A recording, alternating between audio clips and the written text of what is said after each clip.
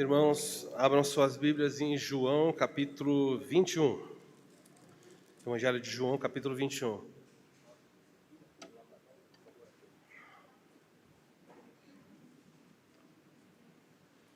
Evangelho de João, capítulo 21, é o texto que nós vamos estudar nessa noite. Estamos avançando devagarzinho para o final desse livro. Logo terminaremos, mas tem bastante coisa ainda para ser observada aqui. João capítulo 21, leremos o versículo 14 até o verso 17. Vamos ver como a palavra de Deus pode nos instruir nessa noite.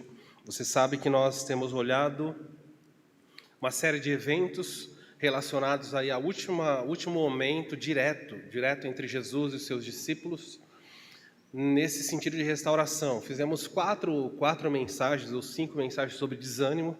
Semana passada começamos a falar sobre a restauração que Cristo promove, e hoje ainda vamos olhar o final desse evangelho, um evangelho que visa restaurar, que visa estimular.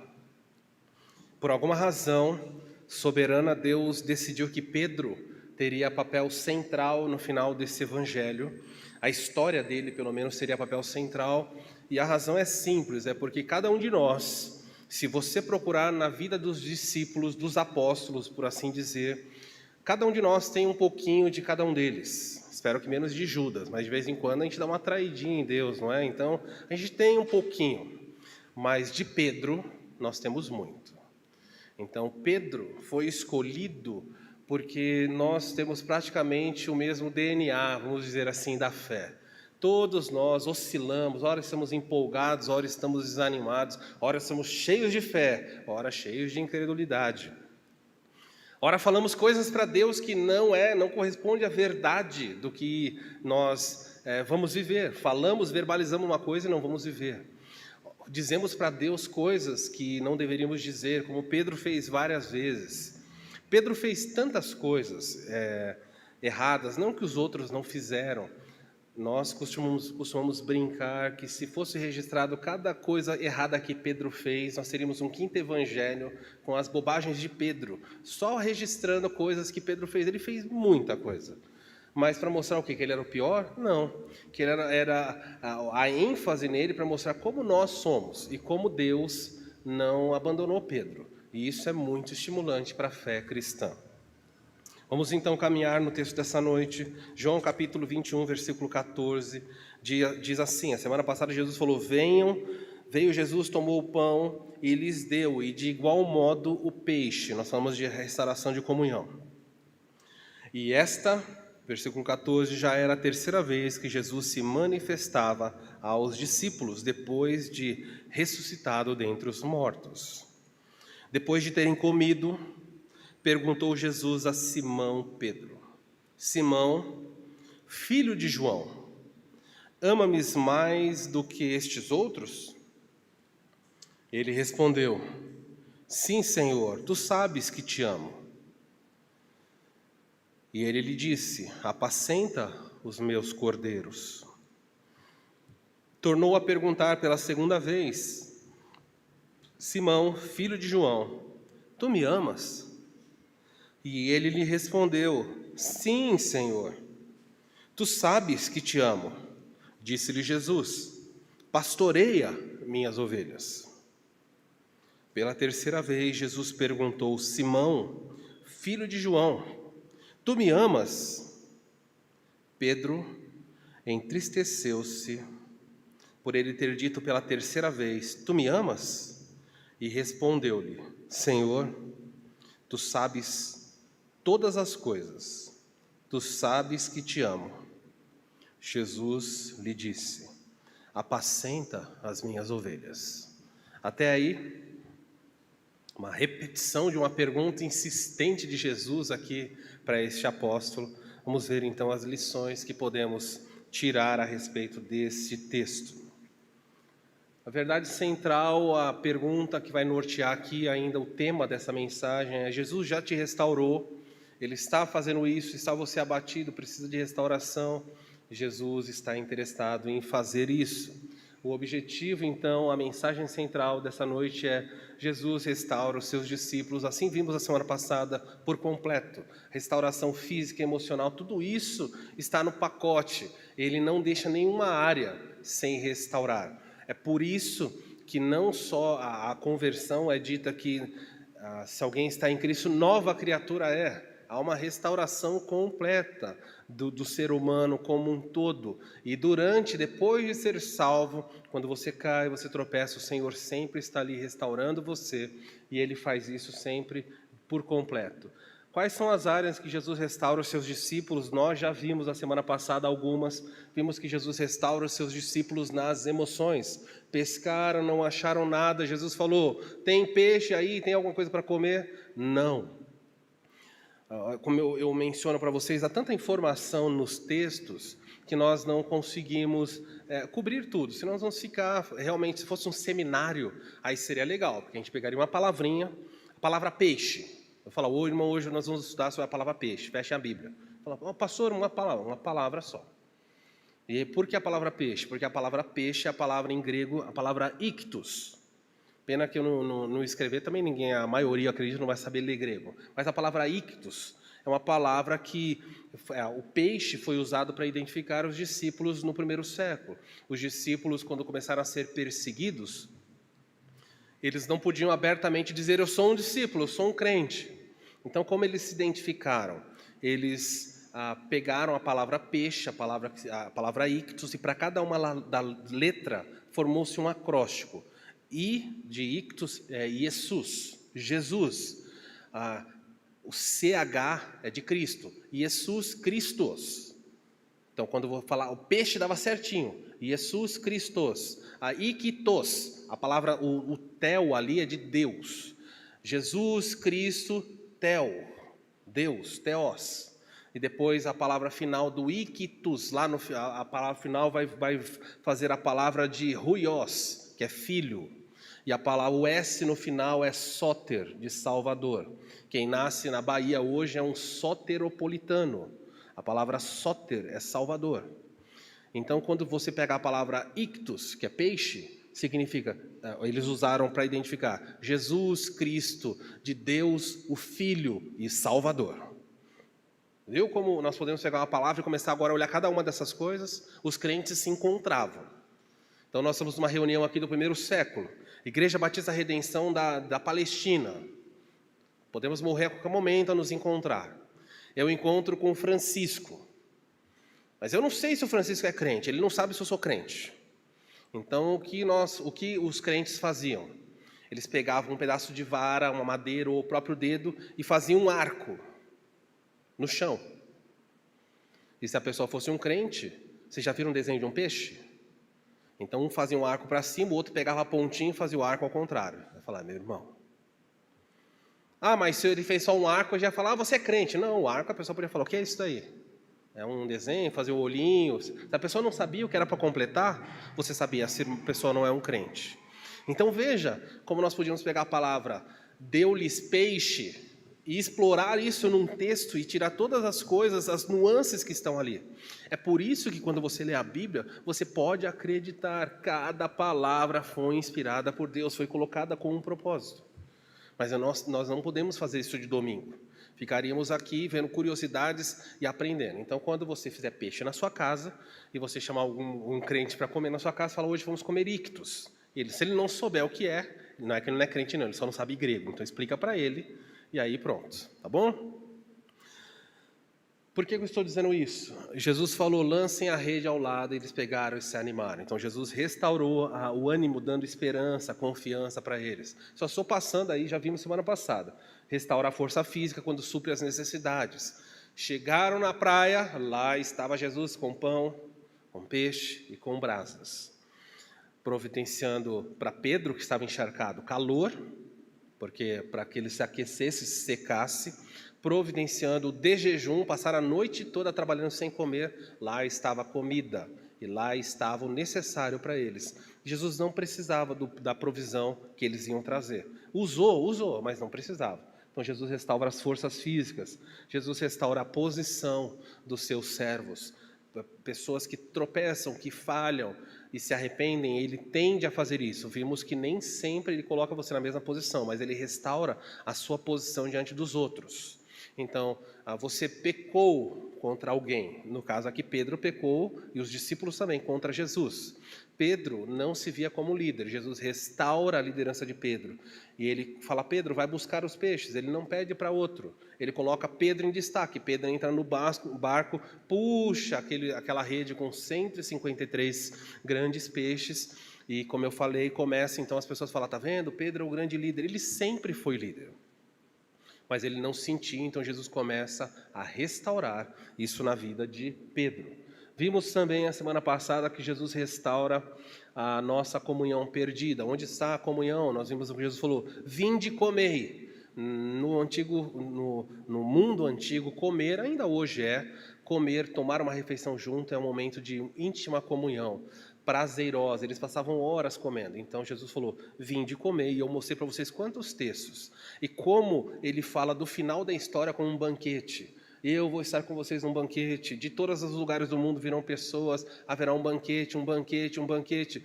Um dos textos finais da Bíblia, lá em Apocalipse 19, um anjo no céu diz, bem-aventurados que são chamados para o banquete das bodas do Cordeiro. Ele fala que as pessoas mais felizes do mundo são aqueles que são convidados para entrar nesse banquete. Nós somos abençoados. Por quê? União entre um noivo e uma noiva. Isso é o que é chamado bodas. E a festa de casamento vem depois, na recepção. Nós participaremos das bodas e da festa das bodas. Por quê? Porque nós somos a noiva do Cordeiro. E vamos estar depois na festa? Vamos estar na festa. E quem são os convidados? Quem são essas pessoas que a Bíblia fala, bem-aventurados que vão estar na festa? São os judeus convertidos e também aqueles que se converterem durante o período da tribulação. Isso é muito explicado de maneira bem clara, tem no nosso site, inclusive, na parábola que Jesus conta das 10 virgens. Das 5 sábias que estão com óleo na sua lamparina, esperando o noivo voltar, e 5 sem. Quem são eles? São os judeus. Durante o tempo da tribulação. Alguns vão se converter, vão estar aguardando por volta da meia-noite. Por quê? Não é que ele fala que Jesus vai voltar de madrugada, mas ele fala que é um momento que não é comum o noivo vir. Vai ser um momento inesperado, e alguém diz, eis o noivo aí. O noivo está vindo com quem? Com a noiva. Cansei de ver gente falando, não, as 5 virgens que estão esperando são a igreja. Então Jesus seria polígamo, não pode ser isso. Ele não pode estar vindo com a noiva e depois tem mais 5 virgens esperando. Isso aí é teologia muçulmana, de que no paraíso vai ter... Não, Jesus vem com a noiva. As 10 virgens simbolizam a nação de Israel. E quem vai entrar no banquete? As 5 sábias entram no banquete, as 5 nécias não. Quando elas vão entrar, a porta fechou. Bem-aventurados que entraram nas festas das bodas do Cordeiro. Há tanta coisa na Bíblia amarrada com trechos como esse que nós poderíamos explorar. Jesus restaura a comunhão perdida através de uma comida, refeição com eles. E vimos que Jesus restaura a intimidade que eles tinham perdido. O texto fala que ninguém lhe ousava perguntar quem é você. Eles sabiam. Na praia, à distância, não sabiam, mas quando eles estavam comendo, eles falaram, é o Senhor. A intimidade com Jesus é assim. E infelizmente, muitas vezes nós... por estarmos longe do Senhor, não identificamos o agir dele, não percebemos ele agindo na nossa família, achamos que ele não está agindo. Olha, está sim de crente que fala assim, eu não vejo Deus trabalhar. Desculpa, Deus pode estar trabalhando na casa dos outros, mas na minha casa eu não tenho visto a mão dele. Isso é o quê? É um distanciamento, porque quando você está próximo, quando você está íntimo, você fala, olha o que Deus fez, você percebe, você reconhece.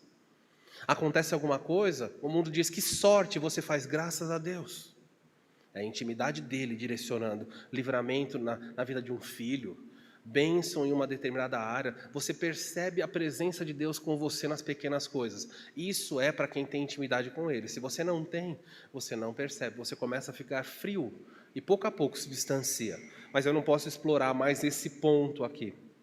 Hoje, eu quero falar a mais uma área que Jesus restaura, na verdade são 2. Jesus restaura a nossa vida e o nosso propósito dentro do reino de Deus. Esse é o texto, esses 3 versos falam sobre isso. Jesus então restaura a vida das pessoas, trazendo um novo propósito dentro do reino de Deus. Você sabe que você está aqui por uma razão, talvez você não tenha consciência disso. Se você é um crente, Deus salvou você e existe um propósito no plano dele para você. Ah, mas todo mundo tem o mesmo propósito? Não, tem uma missão geral, mas tem uma missão para você. O seu papel ali. Se você olhar para as teclas de um piano, as teclas estão juntas. Há um propósito coletivo. Se eu perguntar qual o propósito das teclas do piano, você fala, emitir som. Ah, legal. Quando elas são tocadas juntas, elas têm uma harmonia. Nosso não, aqui no caso, mas normalmente se tem uma harmonia muito bonita.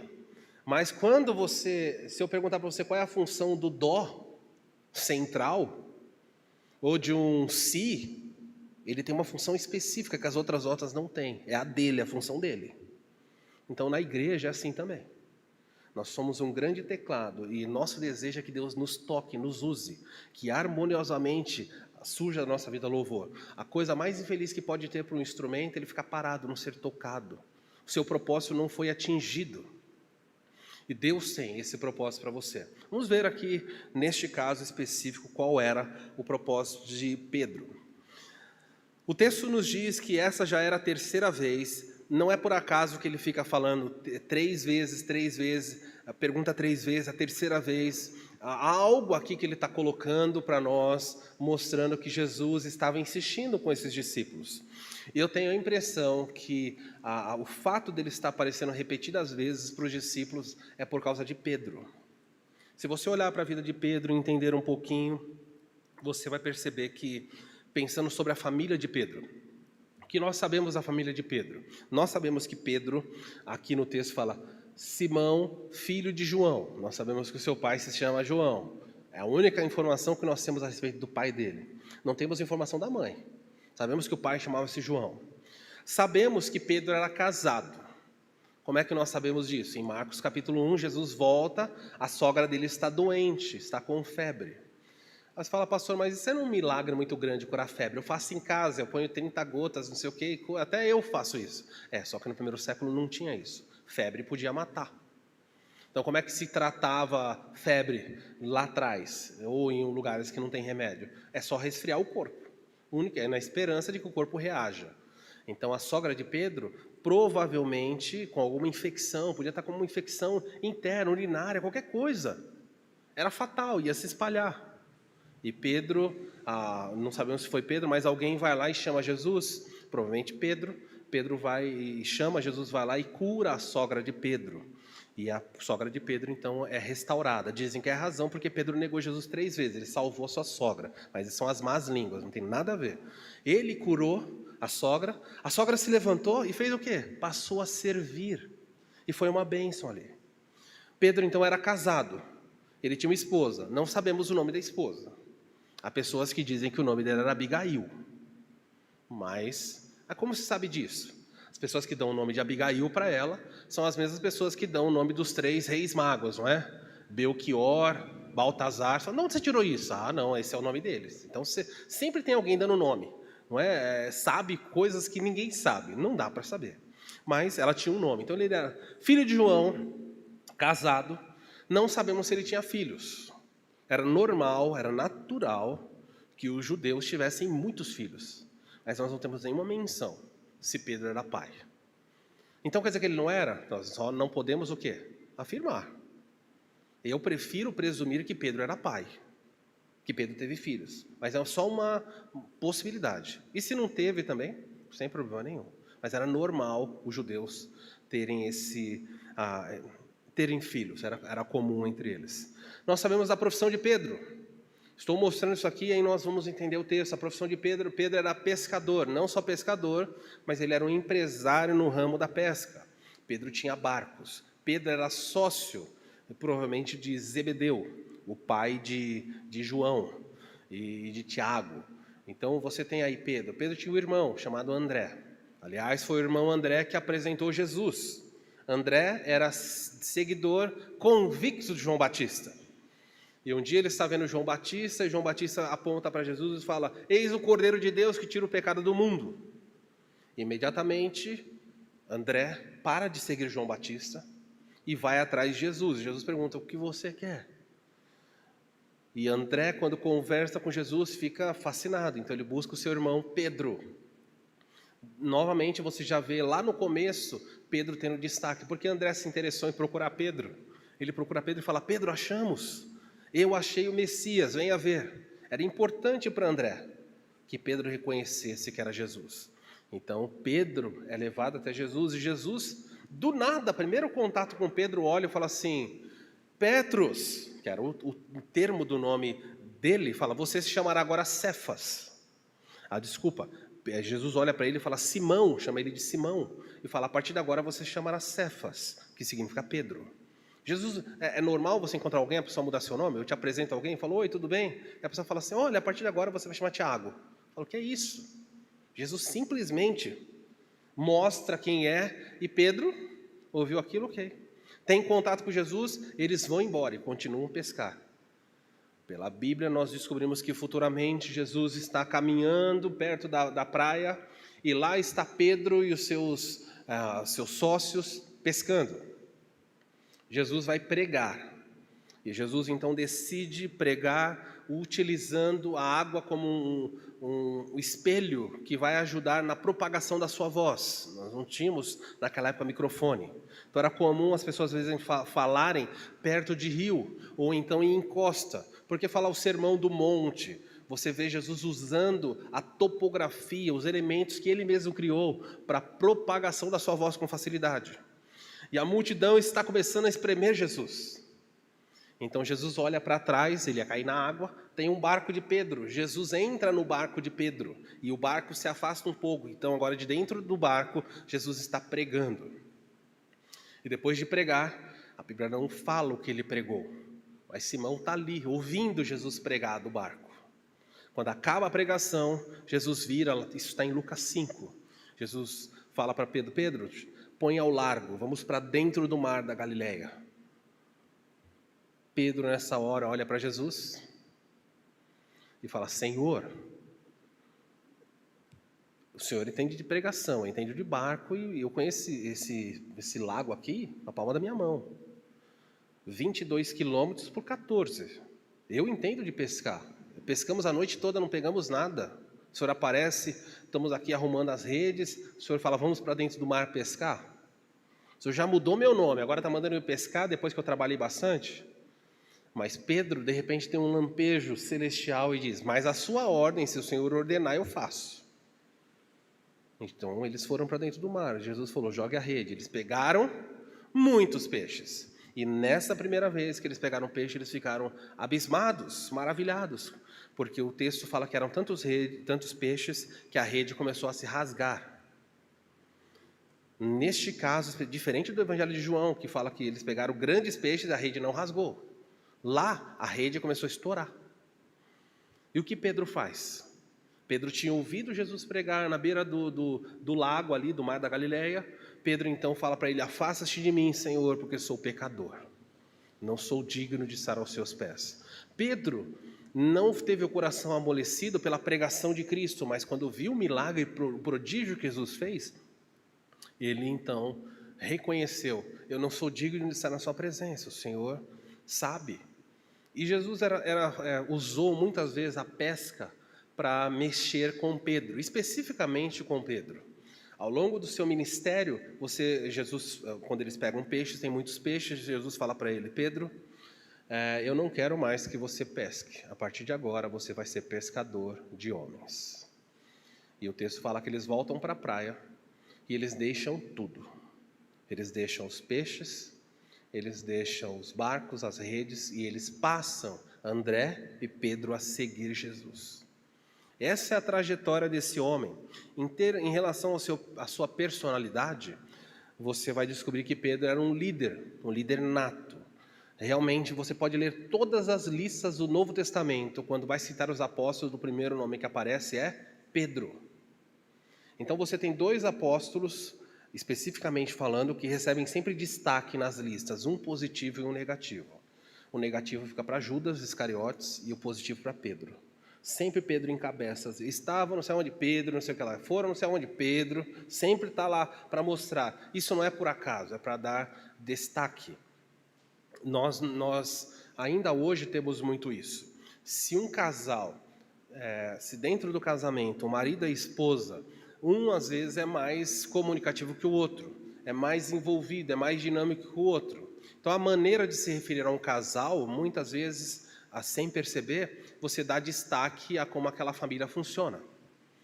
Pode ser, essa é uma das razões, existem outras. Então, por exemplo, se alguém começa a citar um casal e fala assim, a Isabela e o pastor, a Isabela e o pastor, a Isabela e o pastor, isso significa o quê? Quem está tendo ênfase aqui? A Isabela. Então, eu convido alguém na minha casa e nós vamos conversar. Alguém pergunta, pastor, como eu posso entender? Aí, assim que eu vou falar, a Isabela interrompe e fala, não, mas é dessa maneira, tal, tal, tal. Acontece, há mulheres que são mais comunicativas. A maioria delas, não é? São mais comunicativas e, às vezes, na hora da conversa, falam. E os homens têm uma tendência de ser mais calados. É uma regra? Não é uma regra. Mas, normalmente, é assim. E, às vezes, por causa dessa inversão de personalidade, de ênfase, de tomar a frente, de falar, de conduzir uma conversa, a esposa começa a ter destaque. Há um texto na Bíblia que diz assim, que chegou na cidade de Éfeso um homem vindo de Alexandria, no Egito. Homem poderoso e eloquente nas palavras, o seu nome era Apolo. Ele chega em Corinto e começa a pregar. E o texto fala que um casal ouviu Apolo pregando e convidou o casal convidou Apolo para ir para casa para corrigir a teologia de Apolo. Quem sabe o nome desse casal? Quem sabe o nome desse casal? Priscila e Áquila. Está assim na Bíblia. Por que não Áquila e Priscila?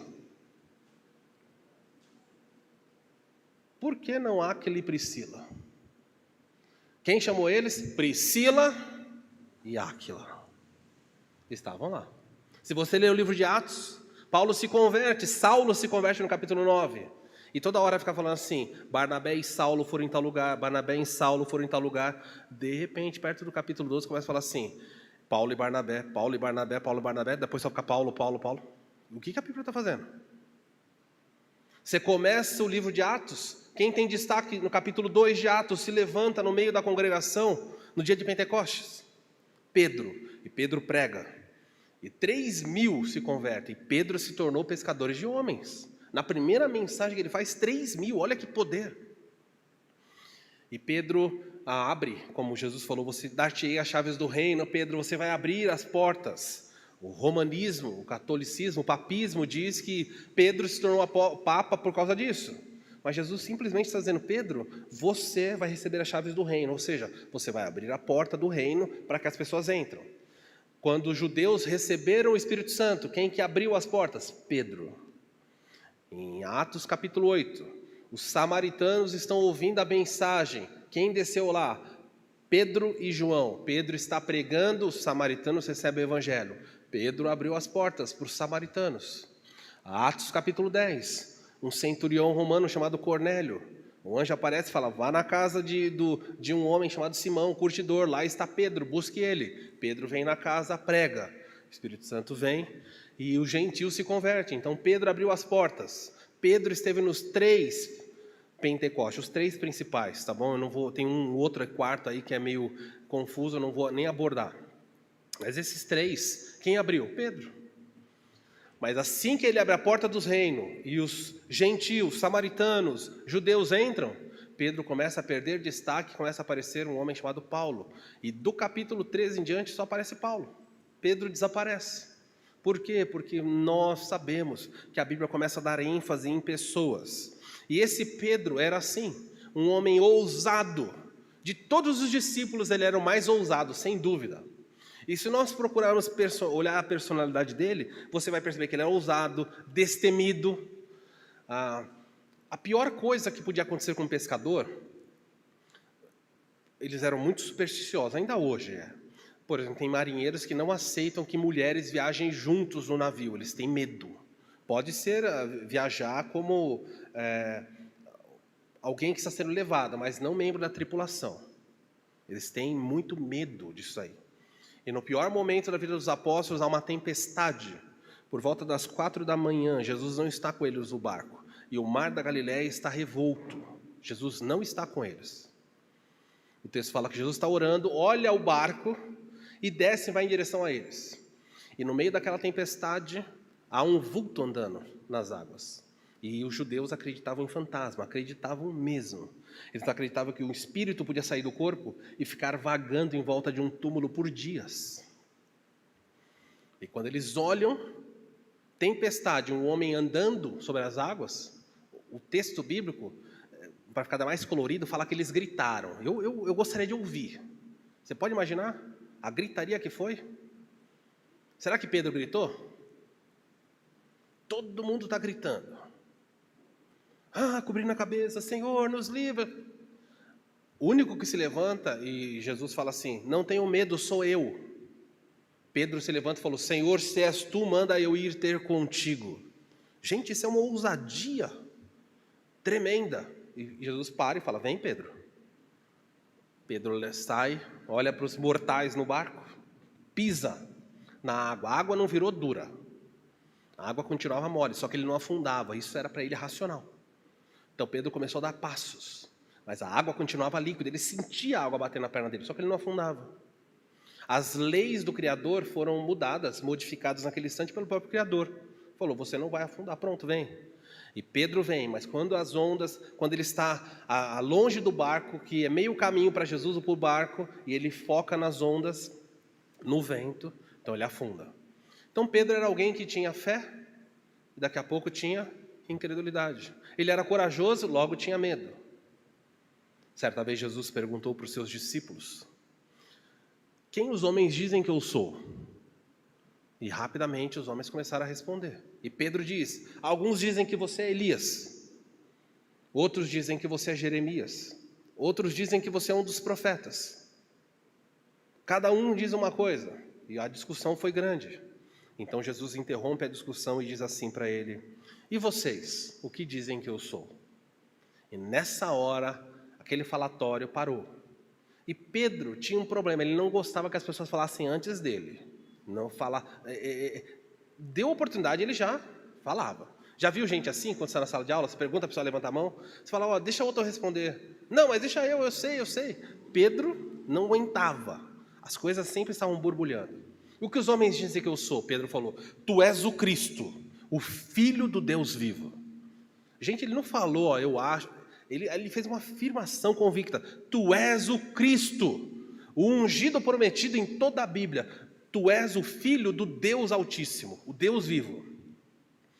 Os outros discípulos devem ter olhado para Pedro, falando, nossa, e agora? E o que Jesus disse para ele? Parabéns, Pedro. Fostes na sinagoga, bom judeu, estudou as escrituras, é isso que ele fala? Ele fala, bem-aventurado Simão Pedro, porque não foi sangue ou carne que te revelou isso, nenhum ser humano podia ter convencido você disso.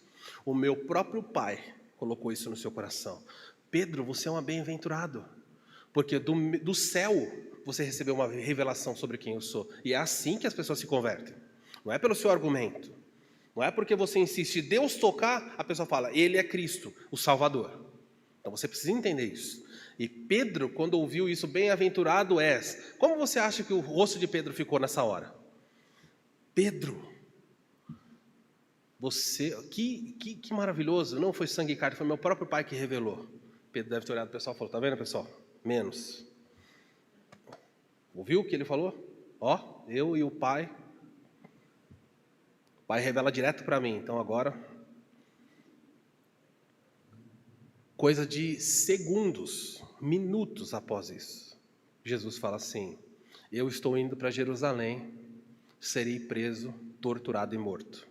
Como é que Pedro estava? Igual um pavão, inflado. Pedro chama Jesus, um minutinho, mestre, para um pouquinho o discurso, vem aqui. O texto fala que ele tira Jesus à parte e repreende Jesus. Queria ser uma mosca para ouvir a repreensão. Ele deu uma dura em Jesus. Falou, que é isso, mestre? Estava indo bem. Agora você vai começar a falar de morte? Você vai desmotivar o pessoal. Não faz isso. Você é novo, quero te dar um conselho. Tem misericórdia de ti mesmo. Senhor, olha, você estava indo bem, a gente está seguindo o Senhor aqui cada vez mais empolgado, agora você vai falar que vai morrer. Que papo é esse? Vamos corrigir isso aí. Então, sabe o que Jesus sabe o que Pedro está falando? Ele está dando uma conversa motivacional em Jesus. Para de pensar negativo, vamos pensar positivo. Não tem gente assim na igreja hoje? Para de pensar que as coisas vão dar errados. Tu és o Cristo, Filho de Deus vivo, não vai dar nada disso. Jesus vira para ele e fala: para trás de mim, Satanás. E Jesus falou alto. E aquela bexiga que estava cheia, para trás de mim, Satanás, porque você não cogita as coisas do alto. Como é que pode? Você acabou de ser elogiado e agora te jogou lá no chão. Veja que Jesus está repreendendo quem aqui? Está repreendendo Pedro. Pedro não está possuído, hein? Por favor, não entenda errado. A gente fala que Pedro estava um demônio, para trás de mim Satanás está vindo em Pedro. Não, Pedro estava sendo usado, influenciado, motivado a ser um obstáculo para o avanço do plano de Deus. Assim até hoje tem gente na igreja. Sei que se você falar isso, a pessoa vai chocar, mas de vez em quando você tem que falar: para trás de mim, Satanás. O irmão da igreja vai abrir o olho. Você não cogita as coisas de Deus.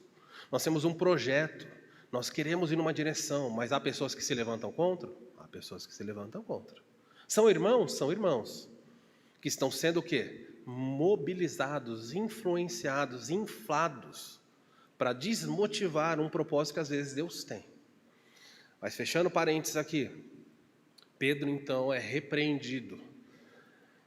E o que acontece? Pedro volta a se equilibrar. Se nós olharmos, eu estou citando tudo isso para você ter um perfil. Por que Jesus vai perguntar para Pedro: tu me amas, tu me amas? Estamos vendo aí a maneira como Jesus mostra isso. Pedro via os milagres de Jesus, mas não entendia. Tempo depois, Jesus leva Pedro e ele chama o seu círculo mais fechado, Pedro, Tiago e João, e sobe ao monte. Nós não sabemos qual é o monte, as pessoas dizem que é o monte Tabor, há muitas possibilidades, não sabemos. O fato é que ele vai para um monte, para nós não importa porque é indiferente. E lá em cima, um milagre acontece, ele é transfigurado na frente das pessoas. A Bíblia fala que as suas vestes ficam muito brilhantes. E quando isso acontece, Pedro, Tiago e João estão meio sonolentos. Sempre eles estão meio dormindo. E Pedro então olha e fala: é tão bom estar aqui, porque Pedro está vendo milagre. Jesus ficou com vestes brancas, brilhando. A Bíblia diz, se não me engano, em Marcos, falando que nenhuma lavadeira podia ter feito aquela roupa tão branca. Ele vê Moisés e Elias, aquilo foi fantástico. Não tinha como é que Pedro sabia que era Moisés e Elias? Não tinha fotografia na época. Estavam de crachá? Não sabemos. Houve uma revelação. Pedro falou: olha Moisés, olha Elias. A não ser que Moisés chegou com as tábuas, né? Ficou mais fácil, não sei. Transfiguração, primeiro milagre. Eles veem Moisés e Elias, segundo milagres. Eles veem uma nuvem que desce e encobre eles. Terceiro milagre. E o quarto milagre, eles escutam uma voz do céu dizendo: este é meu filho amado em quem é meu prazer. Esse é meu filho amado, escutem a ele. E isso era uma profecia lá atrás que Moisés falou: no futuro Deus levantará no meio de vocês um profeta semelhante a mim, escutem a ele. E lá está Jesus no meio, Moisés de um lado, Elias do outro. Moisés representava a lei, Elias os profetas. Jesus está no meio, como se os dois apontassem para ele. A nuvem cobre os dois e a voz diz: escutem o meu filho. Isso é para quem que ele está contando isso? Para Pedro. Pedro, é ele agora. A lei e os profetas se cumprem nele, siga ele. Senhor, é tão bom estar aqui. Vamos fazer tendas? Uma para você, uma para Elias, para Moisés. Vamos ficar aqui, essa esfera miraculosa é tão gostoso de ficar. E Jesus sabia: vamos descer. Para explorar isso aqui, eu vou citar uma curiosidade. O texto diz que quando isso aconteceu, vocês lembram, alguém sabe o que Moisés e Elias vieram falar para Jesus? Na transfiguração, a gente sempre vê a transfiguração, mas os evangelistas contam a respeito do que era a conversa. Sobre o que eles conversaram? Alguém sabe? Alguém lembra? Não? Então o texto fala assim, que eles vieram conversar a respeito da sua partida. E a palavra partida, usada ali, é a palavra êxodos. Bem interessante, né? Moisés veio falar sobre o êxodo de Jesus. Ele falou: eu vim aqui para falar para você a respeito da sua partida deste mundo. Você vai partir desse mundo, há uma conversa ali. Então Jesus desce, e a partir da descida, ele começa a bater na tecla com os discípulos. Vamos para Jerusalém, eu vou ser morto, e as coisas vão caminhar para a minha morte. E Pedro não se conforma com esse discurso. Pedro o tempo todo está revoltado, ele não entendia o plano de Deus. Ele não entendia, ele tinha uma visão messiânica nacionalista, de que o Messias ia libertar e pronto, as coisas iam acontecer naquele momento. E Jesus vem batendo na tecla. Finalmente, eles vão para Jerusalém. Estão entrando por Jerusalém, uma multidão vinha seguindo Jesus. 3 multidões se unem ali, na entrada de Jesus em Jerusalém. A multidão que vinha da Galileia, que viu os milagres, que vem seguindo. Segunda multidão, a multidão que testemunhou a ressurreição de Lázaro. Havia uma multidão naquela cidade, gritando, bendito que vem em nome do Senhor. E a terceira multidão são dos opositores. Fariseus, doutores da lei, eles estão revoltados. Jesus entra em Jerusalém debaixo de muitos e muitos gritos. Interessante, o povo cantava, jubilava. Enquanto Jesus andava em cima daquele jumentinho e o povo sorria e cantava, Mateus 23 fala que Jesus chorava. Olha o contraste.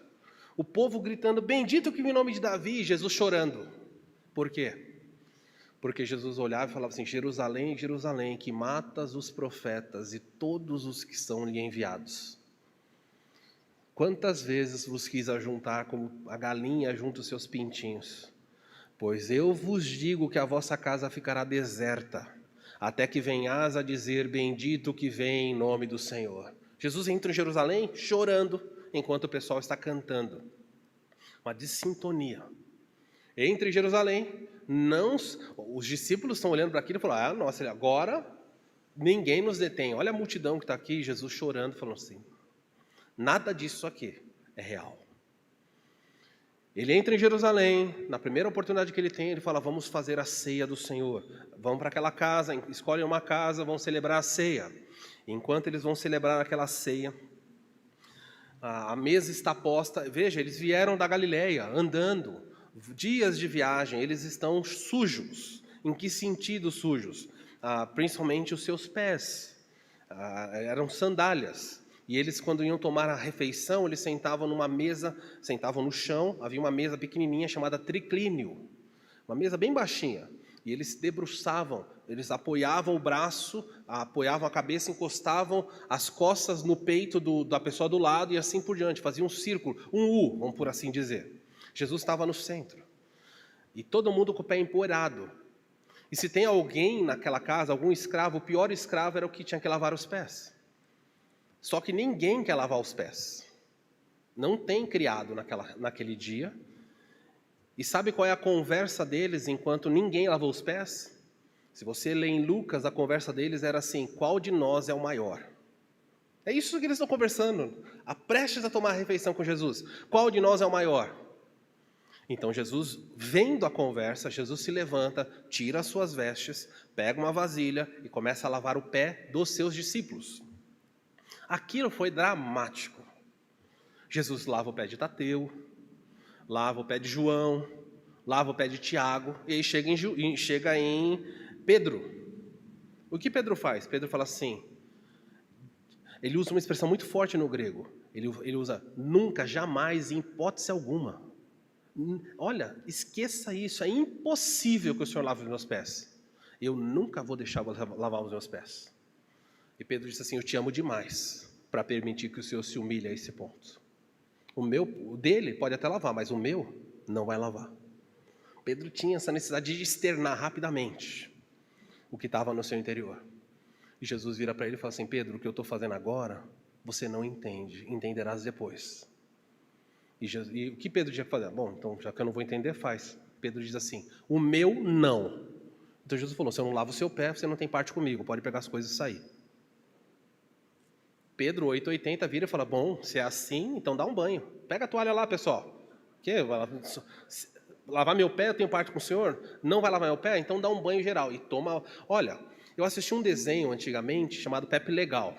Um desenho antigo, não sei quantos lembram desse desenho. Tinha um personagem chamado El Kabong. Quem não sabe o que é isso, depois pesquisa. Era um cavalo, ele tinha um violão. Toda vez que alguém fazia uma coisa errada, ele pegava o violão, sei lá, violada, sei lá como chama isso aí, bum, bate na cabeça da pessoa. Jesus fazia isso com Pedro. Lá, não vou lavar seu pé, sai, pum, na cabeça de Pedro. Então dá banho, Jesus, tum. Quem já se banhou não precisa lavar de novo não, é só o pé mesmo, Pedro. Vocês estão limpos pela palavra que eu vos prego. Todos menos um. Ele estava falando a respeito da conversão de Judas. Judas não é alguém lavado, vocês são. Então, ele ensina nesse momento para Pedro e para todos os demais que a salvação acontece só uma vez na vida. Você é lavado por ele uma única vez e nunca mais. E depois de ser lavado, você só precisa dos pés, que é um sinal do quê? Santificação. Nós nos contaminamos constantemente precisamos voltar a ele para que ele lave os nossos pés. Queridos, por que eu estou falando tudo isso? Há tantas informações aqui sobre ele. O texto de João, para nós terminarmos, olha o que ele diz. E agora você vai entender, já que você viu tudo isso sobre Pedro, Jesus pergunta, Pedro, você me ama? Simão, filho de João, ama-me mais? Se você tem uma caneta, grifa a expressão, ama-me.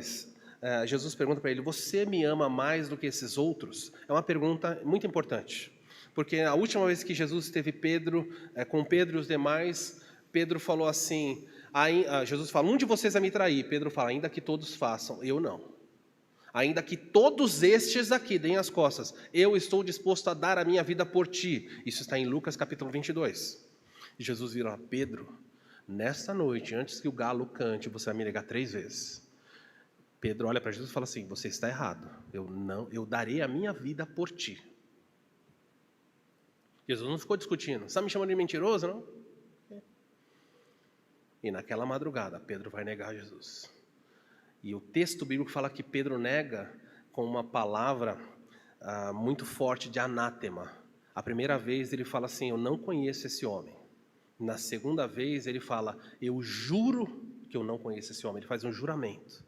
E na terceira vez, interessante que na terceira vez quando ele vai negar Jesus, ele faz de uma maneira peculiar. A primeira é uma criada no portão que fala, você não é um discípulo de Jesus? Ela fala, mulher, não sei o que você está falando.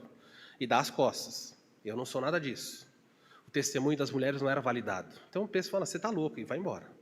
Ele está lá perto do fogueira, um outro criado identifica, fala, você não é um seguidor dele? E Pedro de novo fala assim, eu juro, o que eu preciso fazer? Eu juro por Deus, pelo templo, eu não sou. Não tenho nada com esse homem.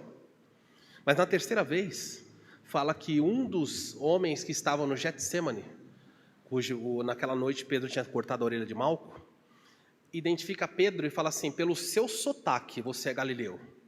Ué, como é que eles descobriram que Pedro era galileu pelo sotaque? Pedro ficou na fogueira, não conseguiu fazer o quê? Pedro não conseguiu ficar quieto.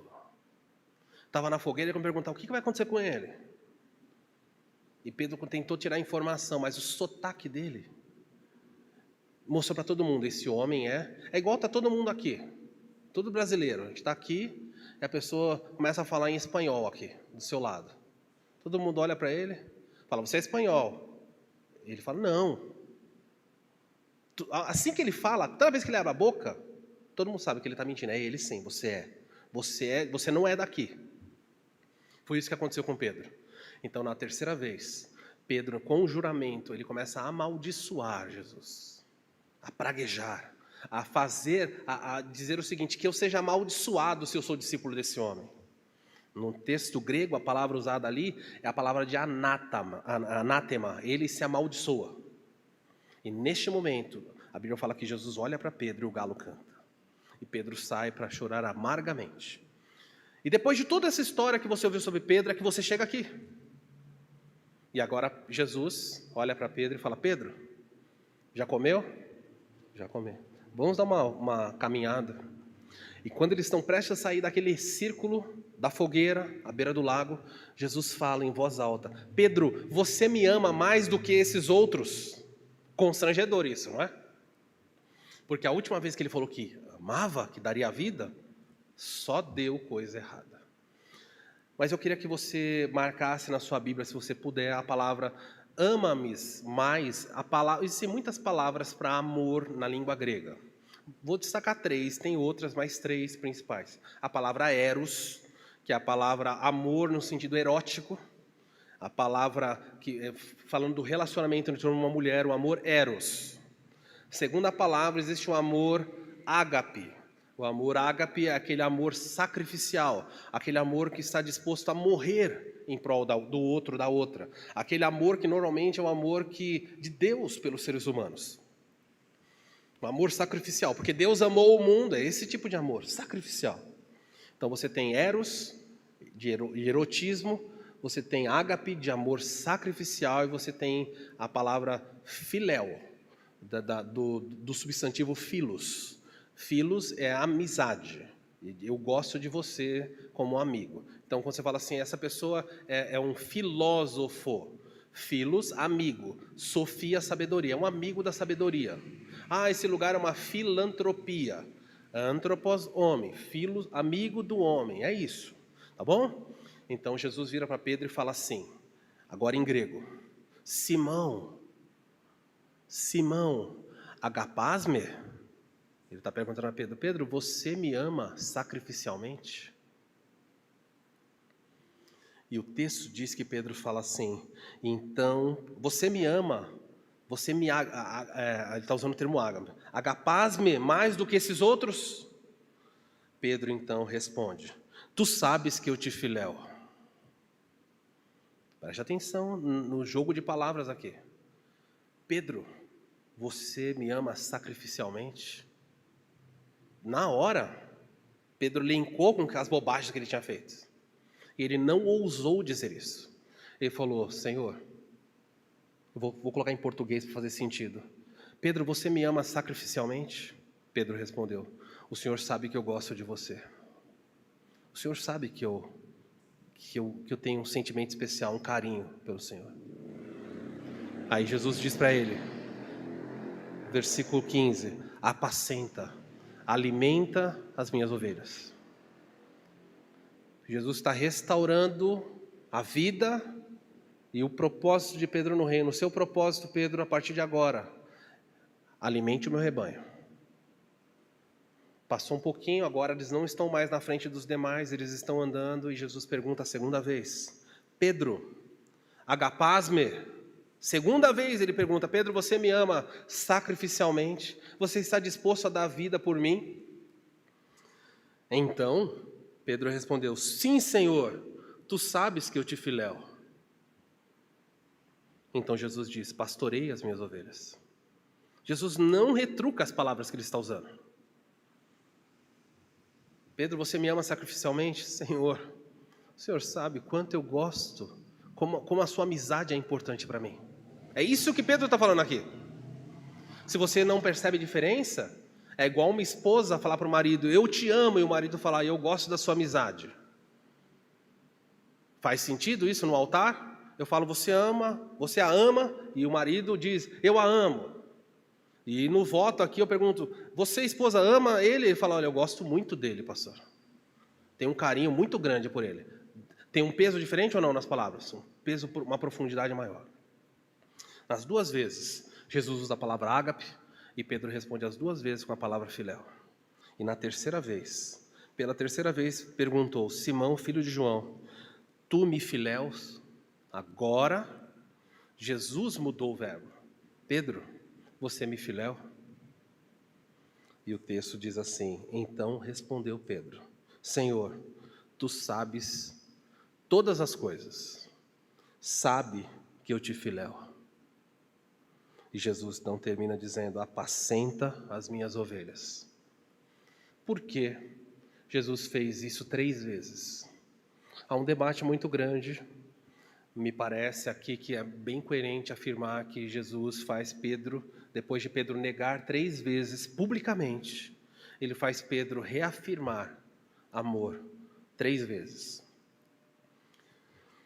Mas por que Pedro ficou triste só na terceira vez? Quando Jesus perguntou, Pedro, você agapasme? Eu te filéu. E na última Jesus fala, Pedro, você me filéu? E Jesus então agora usa a palavra que Pedro usou para mostrar o seguinte, Pedro, eu sei que você não tem amor para morrer por mim. E é porque você admite que não tem esse amor. É porque você admite que você não tem essa força. É que dessa vez você vai ter sucesso. Porque quando você olhava para si mesmo e pensava de si acima dos outros, eu estou disposto a morrer por ti. Pedro usa a palavra ágape lá atrás. O meu amor pelo Senhor é sacrificial. Mas aqui Pedro não teve coragem e falou, eu não posso, eu não tenho esse amor por ti. Perdoa-me, Senhor, o meu amor por Senhor é o amor filéu. É isso que eu tenho. E Jesus então olha para ele, e a partir de agora, Pedro vai ser um dos maiores, tirando o apóstolo Paulo, talvez o maior dos apóstolos. Porque agora ele entendeu que Deus trabalha na nossa vida quando nós enxergamos que não somos nada. E sabe por que as pessoas perguntam por que Pedro fez isso 3 vezes? Para mostrar, Jesus está mostrando aqui que a graça dele é capaz de nos levantar quantas vezes nós cairmos. Toda vez que você cai, toda vez que você tropeça, toda vez que você dá as costas a Ele, Ele se aproxima de você e fala, você me ama a ponto de morrer por mim? E quantos crentes dizem, Senhor, eu te amo, daria a minha vida por ti? E é mentira. Mas Pedro olhou para si mesmo e falou, não, eu entendo o que o Senhor está perguntando. Eu, Senhor, amo a ti, mas não com essa profundidade. E Jesus não fala, bom, já que você não me ama dessa forma, vai embora. Ele fala, pastoreia as minhas ovelhas, porque você tem esse amor. Pastoreia, alimenta, cuida, você me é útil, Pedro. Na próxima vez que nós olharmos para esse texto, Jesus vai falar para Pedro como Pedro vai morrer. Depois que Pedro falou, eu não estou disposto a morrer sacrificialmente por ti, Jesus fala, você vai morrer. Agora você vai entender a grandeza dessa graça. Queridos, eu queria que você olhasse para a sua vida por um instante. Todos nós somos fracos. Todos nós tropeçamos. Todos nós falhamos. Mas o Senhor Jesus continua olhando para você e perguntando, você me ama? Talvez você esteja aqui, você esteja pronto a dizer, Senhor, eu consigo ter amor ágape por ti. Não é errado dizer isso. Mas é errado quando você tem de você mesmo, de si mesmo, uma visão equivocada. Quando você diz, eu sou o melhor, eu sou o que mais te serve, o meu amor, a minha fidelidade, a minha fé no Senhor é inabalável. Deus não quer e nem usa esse tipo de pessoa, porque o diabo vem contra você e te joga no chão. Mas quando você diz, Senhor, eu não tenho condição de ter o mesmo amor que o Senhor tem por mim, Ele vai olhar para você e falar, sirva-me, pastoreia, alimenta, cuida. E Pedro foi fazer isso. E Pedro não fracassou mais. Ele fracassou quando ele disse, o meu amor pelo Senhor é ágape. Mas quando ele disse, o meu amor é filéu, ele não tropeçou mais. A graça de Cristo vai te levantar quantas vezes você tropeçar. Essa é a beleza de você ser um discípulo. Ele nunca te manda embora. Cada vez, cada tropeço, Ele te levantará. Mas seja humilde de olhar e falar, Senhor, eu não estou pronto para isso. 2 aplicações. Se você é um discípulo de Jesus, saiba que Ele nunca desistirá de você. Haja o que houver, você é dele. Nunca Ele te manda embora. Em segundo lugar, seus tropeços não são maiores do que a graça. Jesus te levantará de novo. Caiu? Ele te levantará. Ele vai agir, ele vem na sua direção e te levanta. Mesmo que você fizesse algo como Pedro, blasfema, ofensa, xingar o próprio Deus. Ele foi lá e levantou Pedro e usou a vida de Pedro. Isso é graça. Somente quando nos enxergamos fracos e limitados é que somos úteis na obra de Jesus. Vamos orar. Baixe sua cabeça um instante, vamos orar.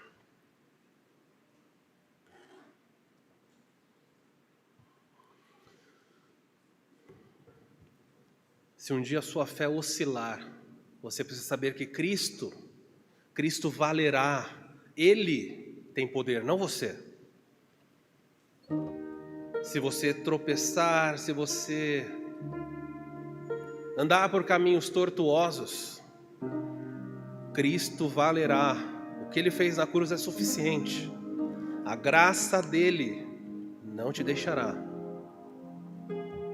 Mas se você não temer ao Senhor, então você será um crente inútil. Vá ao Senhor e louve-o, dizendo: Senhor, obrigado, porque não é a minha força. Eu não tenho amor ágape por ti. Eu gostaria de ter, Senhor. Mas obrigado, porque o Senhor tem amor ágape por mim. Já mostrou isso na cruz e continua mostrando constantemente. Usa o meu amor pequeno para que eu seja útil nas tuas mãos. Cristo valerá. Vamos ficar em pé, vamos cantar. Que a graça do Senhor e o perdão dele caia sobre a vida de quem precisa. Que essa música seja o término da nossa oração.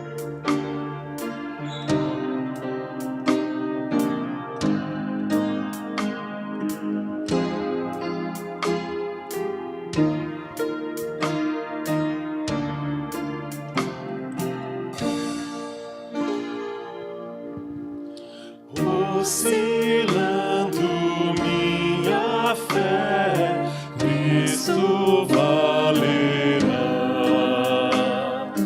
Perseguido sem mercê, Ele valerá. Ele valerá. Cristo valerá. Preste atenção. Seu amor por mim não muda, sim me valerá.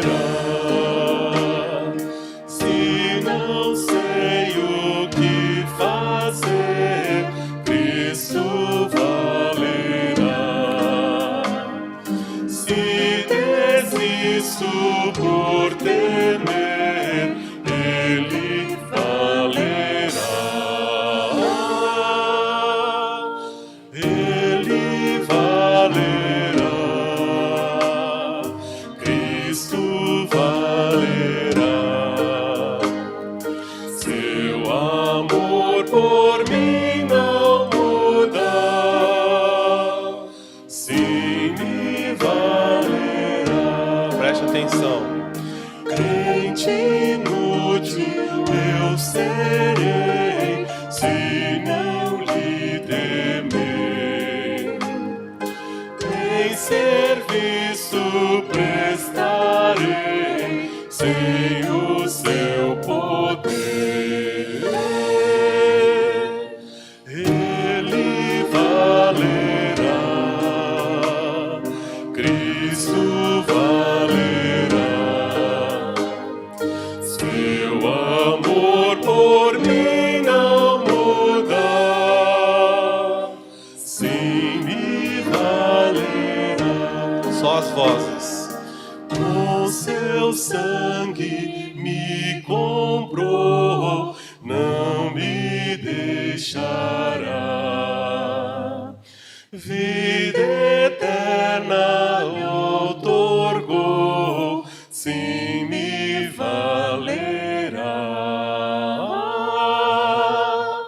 Ele valerá. Agradeça a Ele por isso. Cristo valerá. Seu amor por mim não muda, sim me valerá. Amém? Podem se assentar. Nós estamos caminhando para o final do culto, uma apresentação do grupo feminino. Peço para que as moças venham à frente.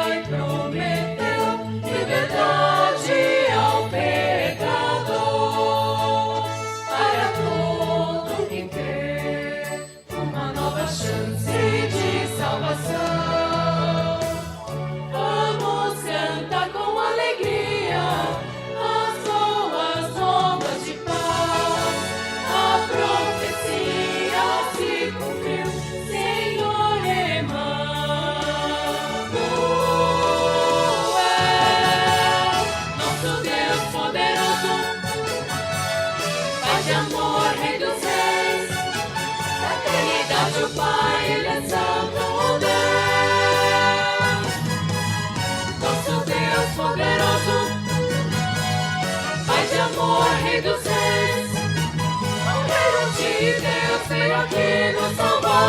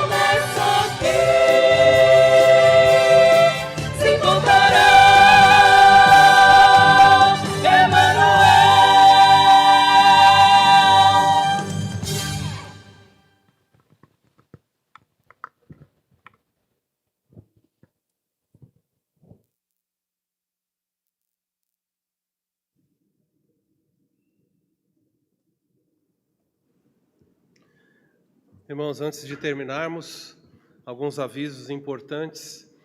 Lembrando, na próxima sexta-feira, culto de Natal, terça agora tem culto normal online, sexta-feira, às 19 horas, das 19 às 20 horas, nós teremos o nosso culto de Natal, é um culto mais breve, aí está esse aviso aí, está no nosso site também, então se você falar, não lembrei os horários, entra lá, sexta-feira que vem, das 7 da noite às 8, nosso tempo aqui juntos, depois dá tempo de você ir para sua casa, com seus familiares, ter sua noite de Natal. E no domingo que vem não tem, então nós vamos ter sexta, não tem domingo, tá bom? E aí na outra semana, temos a virada do ano aqui também, aí o horário está ali, ó, das 8 às 9h30, dá tempo de você voltar para sua casa, comer a leitoa lá, ou seja qual for a refeição que você for fazer, e no domingo não temos culto. Então, preste atenção, senão você vai aparecer no domingo aqui, dia 26 e dia 2, vai ver a igreja fechada, vai pensar que o arrebatamento da igreja aconteceu. E você ficou e vai se desesperar. Então, já estou avisando, não adianta ligar para mim, que se for arrebatamento eu fui também, então não adianta. Vamos terminar o nosso culto, vamos ficar em pé. Última canção dessa noite, Refúgio Verdadeiro. Assim como Pedro pôde andar por esse mundo sabendo que Cristo o protegeria, que valeu a pena o que ele fez na cruz. Vamos terminar cantando essa canção. Refúgio, seguro estou, não tenho o temor do mal. Sinta-se recebido e abraçado por nós.